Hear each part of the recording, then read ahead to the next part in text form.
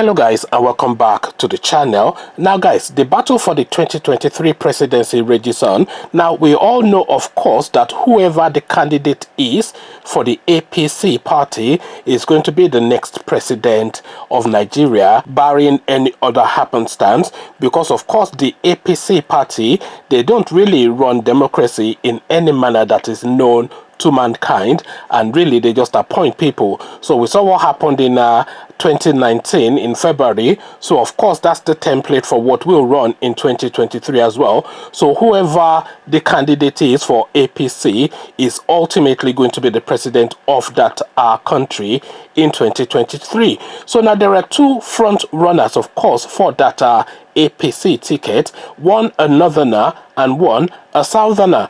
So I am speaking, of course, of Malam El Rufai and Bola Tinubu. So these are the two prime front runners. These are the two front running horses in that race for that 2023 ticket, and it is really it is not quite neck and neck between the two of them, because Bola Tinubu, of course, is marginally ahead because he has been building up to this thing since 1999. But then, of course, Malam El Rufai is now putting pockets of traps all over the place to now position himself to give this Tinubu chap a real battle. So now let's now examine their chances. And by the way, before we go into examining their chances, let's just have a bit more of a preamble. So now the deciding factor ultimately is going to be Malam Buhari. So we've already agreed that Nigeria does not really have or run an election. What they have is a selection, because of course the INEC chairman is in the pocket of the ruling party, the Chief Justice of the country is in the pocket of the ruling party, the Minister of Justice of the country is in the pocket of the ruling party, the Inspector General of Police, everybody is in the pocket of the ruling party. So it's effectively whoever the ruling party puts forward that is going to become the next president of Nigeria. There's absolutely no doubt about that. And the precursor, the template for that, was run in February 2019, and we all saw what happened there when Nigeria voted one way, but the powers that be made other decisions. So of course the president is going to be decided ultimately by Malam Buhari, but which way does he weigh, and which way also is the maneuverings and the murmurings in the corridors of power and in high society weighing. So these are the things that we're going to be looking at in the course of this video. But before we get into the narrative of the video, let's just look at these two candidates. So let's look at them as per Malam Buhari, I mean. So these two candidates, El Rufai and Tinubu. El Rufai is a Fulani man, Malam Buhari is a Fulani man. Malam Buhari is a very tribal man, and El Rufai is of his tribe. The Northerners have always wanted as much as they can to retain power in their region, and Malam Buhari is of course of that mindset as well. So all of that weighs in favor of El Rufai. So now Tinubu is the singular reason, is the deciding factor for Malam Buhari being president of that country. There's absolutely no question about that, and Buhari himself will tell you that, because Buhari is a man of religion and he tries to avoid situations where he would have to tell a lie, because that is not his first course of action. So if you forced him to give an opinion, then Malam Buhari will tell you that Tinubu is the singular reason, is the deciding reason, not the singular reason, but the deciding reason why he is president of Nigeria. So there's no question about that as well. Tinubu took this guy from 2014, funded him, plotted a strategy, devised a strategy,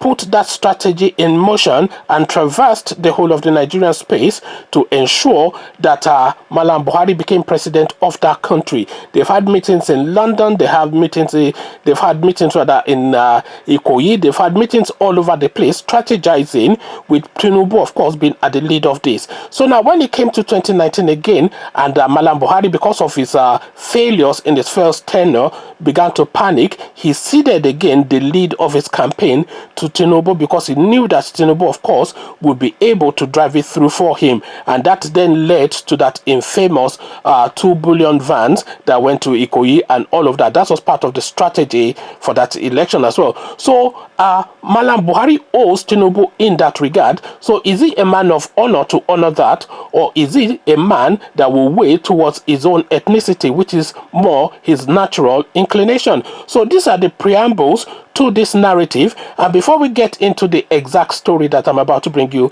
in this video, just a couple more caveats. The murmurings in Yoruba land is not also entirely in favor of Tinubu. So there's a video that I'm going to put out fairly soon where Bode George is already challenging Tinubu, but then of course he is partisan, is a PDP man, and he's saying that if Tinubu wants to run, he will run against him. But then now, in this narrative that I'm about to bring you, you will see now a premier Yoruba man tacitly giving approval to Malam El Rufai to the rejection of Tinubu. So with that, guys, I bring you this. Obasanjo says El Rufai was part of the success of his privatization program. So that's the headline of this particular video that I'm about to bring you.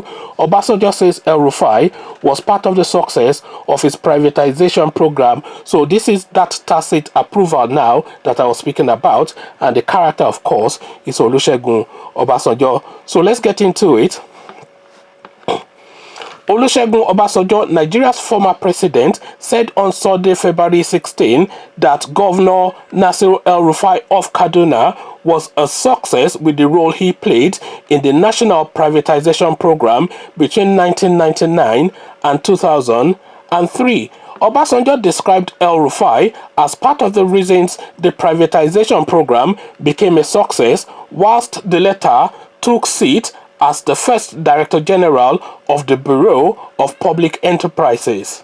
Obasanjo established the BPE, so that's the Bureau of Public Enterprises.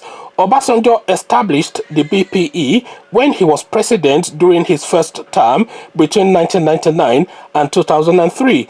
A statement from the former president made available to correspondents said the former president said this in a congratulatory message to the governor, who marked his 60th birthday on Sunday, February 16. And by the way, guys, so apologies for my voice. I have a bit of a cold. I think I said that in a previous video, but I am in that cold phase. It is the middle of winter. In the statement, Obasanjo noted El-Rufai also turned around the infrastructural and socio-economic development of the Federal Capital Territory FCT when he was the minister of the FCT. Obasanjo praised El-Rufai and says he played key roles in the success of his administration. The message, which was made available by Obasanjo's media aide, Kende Akinyemi, described El-Rufai as a Nigerian who has demonstrated rare qualities of commitment and courage in public service in various capacities. So now, if there was ever a ringing endorsement, that is it. And if that is not a ringing endorsement, then I don't know what is. So this is now a clear signal now of an approval of this guy. And this is not the first time, by the way, that Obasanjo has signaled in the direction of El-Rufai, because Obasanjo, you have to understand, is not a man that particularly likes the Yoruba race. He was against Awolowo, he was against Abiola, he's definitely against Obasanjo. He and Wole Soyinka are near mortal enemies. So this is a guy that is always against his own and is always for the Fulanis, and this again is being demonstrated here. So now a tacit approval, even more than a tacit, now an open approval and a virtual raising of the hands of this guy to say, this is my chosen one, and this is the signal now that Obasanjo is sending to the public space in readiness, of course, for 2023. So an endorsement, have no doubt about that. It carries on. Over the years, I have followed with keen interest your modest, inspiring career as a professional architect. I didn't know this guy was an architect. I thought he was a quantity surveyor or something. He's definitely not an architect. Community leader, administrator, and politician. And I note with special delight your demonstration of rare qualities of commitment and courage in the public service in various capacities. under my watch as a democratically elected president of Nigeria, you made a great success of our privatization program as the Director General of the Bureau of Public Enterprises, which resulted in the liberalization of our nation's economy and our being able to meet some of the challenges of globalization and tackling the problem of poverty in our land, Obasanjo said. So these are now quotations directly from Obasanjo. Let's just round this off.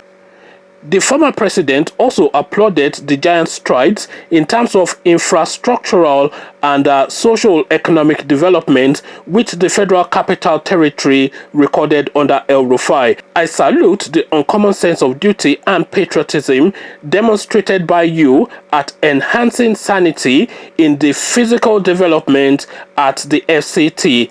Without any doubt, as the incumbent governor of Kaduna State, you have contributed to the well-being of your people, especially in the implementation of populist programs and infrastructural development in the state. So this is an eulogy if there was ever one. This is praise singing. We only need bata music now to be going to the beat of this narrative, because this is now somebody that is just all out to show that it is clearly in favor of this guy. It doesn't stop. I can only implore you not to rest on your oars. So now this is now him now pushing him in the direction of 2023. I can only implore you not to rest on your oars and to redouble your efforts as the chief executive of one of the most politically restive states in the northwest of the country to ensure peace, stability and security in the state until we collectively propel our dear nation to the promised land. I trust you will continue the good work you are doing to the glory of God and to the benefit of our people, he added. So now a ringing, and I don't even have to tell you that it is a ringing endorsement. You heard the words, and there you hear the words of somebody championing somebody else. Here you hear the words of anointment. This is Obasanjo effectively anointing this guy now for 2023. So the game is firmly afoot now, and Tinubu may well think that is in the front run, and it's an open goal, but the goal is not as open as it may think, because the politics of Nigeria, of course, is a change a minute, if not a change a second, and the drum beats of what is foreboding in the distance are echoing now in the words that are coming out of all of the regions of Nigeria, because you have Bode George saying he wants to contest against him, you have Obasanjo endorsing El Rufai, you have the Northerners saying that power transition is not in the constitution. So already the narrative is building up towards 2023, but of course they are telling us that this Tinubu is not stupid, but he better not be stupid, because certainly the people that are contending with him are not dumb.